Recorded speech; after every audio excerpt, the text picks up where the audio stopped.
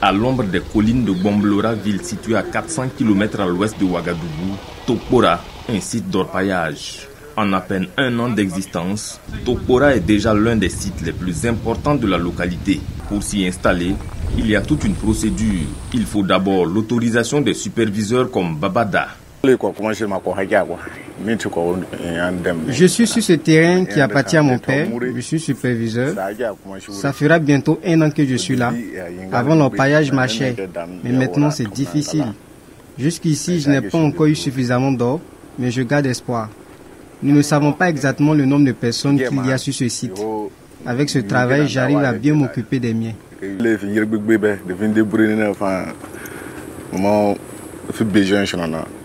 Sur le site, ils sont des centaines d'orpailleurs venus des 4 coins du Burkina avec un seul rêve, devenir riches. C'est ce qui a conduit Drissa Dambélé, 25 ans ici, il y a un peu plus de 8 mois.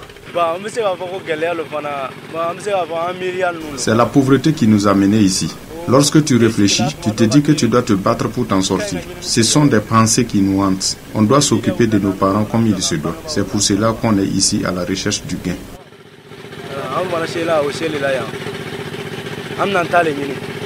Pour trouver de l'or, il faut creuser des galeries. Celle-ci fait déjà 40 mètres de profondeur. Mais Adama Zoromé, orpailleur, nous explique qu'il faudra creuser encore plus. Tel que vous voyez ce puits, il n'y a pas de fin. Tant que nous n'aurons pas atteint la zone où il y a de l'or, nous continuerons à creuser. Pour savoir si on a un bon filon, nous enlevons la terre et on fait des essais. Une fois que c'est concluant, nous chargeons cela dans des sacs et ensuite on va à la machine pour la suite. La machine réduit la terre extraite en une poudre qui sera ensuite tamisée à la main à l'aide d'eau pour trouver l'or tant recherché.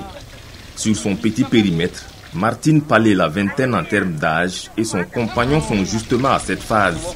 Une épreuve physique éprouvante pour une dame. Il y a des fatigues en tout cas, mais on n'aime pas les soirs. On ne peut pas s'asseoir aussi pour avoir à manger. Il faut qu'on doit se battre avant de voir. Martine ne descend pas dans les puits. Elle paie les orpailleurs pour faire le travail. Le reste est une question de chance. De se dire, elle n'a pas encore eu le moindre gramme d'or. Mais elle espère. À Tokpora comme sur les autres sites, la répartition des gains est codifiée comme nous l'explique Dibé Kambou, responsable de Puits d'Or. C'est nous qui faisons les dépenses. Donc au moment que nous arrivons le caillou, si le caillou nous montre qu'il y a l'or, un chemin aussi on descend, on tape et on met dans des sacs. Donc quand nous faisons sortir, on enlève pour les dépenses d'abord. Seulement le nombre qui reste, on divise par 2. Les employés prennent pour eux, nous les patrons nous prenons pour nous. Donc vous faites ici, on a au nombre de 3 tours avec mes éléments que nous travaillons. Depuis quelques années, la ruée vers l'or touche une bonne partie de la région du sud-ouest. Dans certains villages, des élèves ont abandonné l'école au profit de l'orpaillage. L'activité n'est pourtant pas sans danger. D'ailleurs, la veille de notre passage, un orpailleur est décédé dans une des galeries du site de Corgo, situé à 2 pas de celui de Tokpora. Gildas Da pour VOA Afrique, Ouagadougou.